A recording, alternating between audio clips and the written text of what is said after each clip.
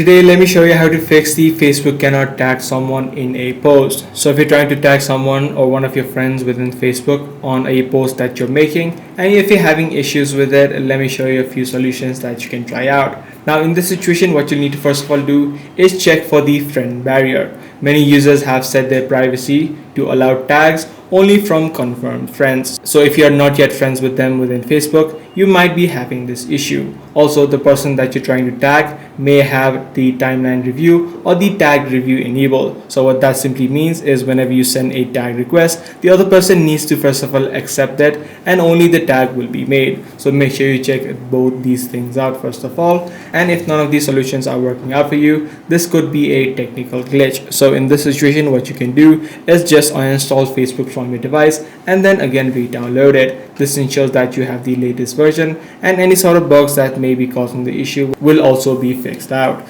So these are the few solutions that you can try out. Be sure to give this video if this video did help you out. That's pretty much all for today. I'm gonna see you in the next one.